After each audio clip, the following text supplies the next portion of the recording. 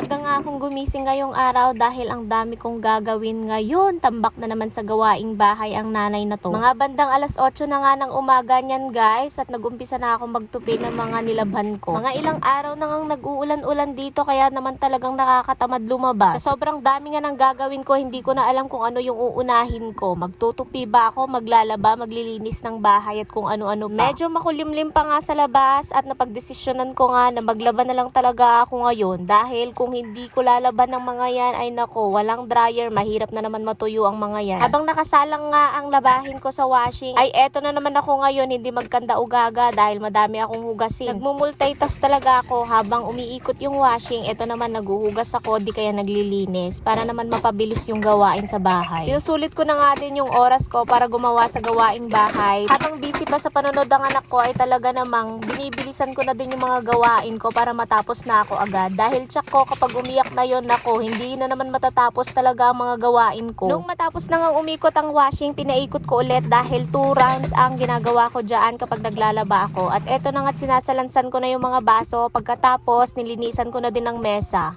Nilabas ko na nga din sa ref ang aming manok para ma-defrost na at magluluto ako ngayon guys ng adobo with patatas.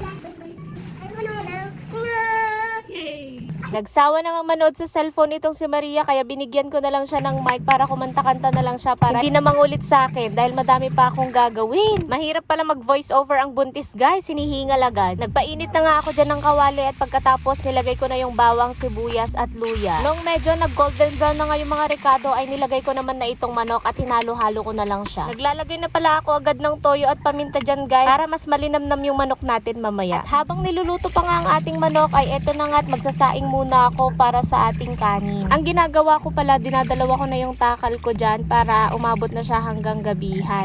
Hindi naman sa pagiging tamad pero mas okay na din yon para tipid-tipid din sa kuryente pag may time. Mas gusto ko kasi yung kaning lamig kesa dun sa kaning mainit. Pero kapag yung asawa ko gusto niya ng mainit, iniinit ko na lang din ulit. Nilagay ko na din pala yung patatas dito sa manok natin at maya-maya lamang ay matatapos na ako sa pagluluto. Naglagay na din pala ako ng suka at paminta. Hinalo-halo ko lang siya ng konti at pagkatapos aantayin ko na lang din siyang maluto. Grabe guys, habang ini-edit ko nga tong video na to, napagtanto ko na ang dami ko palang ginagawa araw-araw at napagtanto ko mas nakakapagod palang panoorin, mas napapagod ako manood kaysa sa ginagawa ko yung mga gawaing bahay. Nilabas ko na din pala yung mga nilabhan ko kahapon kahit medyo makulimlim pero mas okay na din yon para naman maarawan pa ng konti. At tignan mo naman tong talong namin, ang sipag mamunga guys. Tinanim nga yan ng asawa ko dito sa bakuran namin at tingnan mo naman napakadami na naming nakuhang bunga dyan. Wala nga kasi kaming dryer dito sa bahay kaya yung mga nilaban ko nung nakaraan basa pa din. Kaya nung sumilip nga itong si Haring Araw ay inilabas ko na agad-agad. Malapit na din palang matapos itong video ko guys at kung nakaabot ka hanggang dulo, maraming salamat sa panonood at heto nga tapos na ang aking pagluluto. O siya, hanggang dito na lang muna tayo guys. Maraming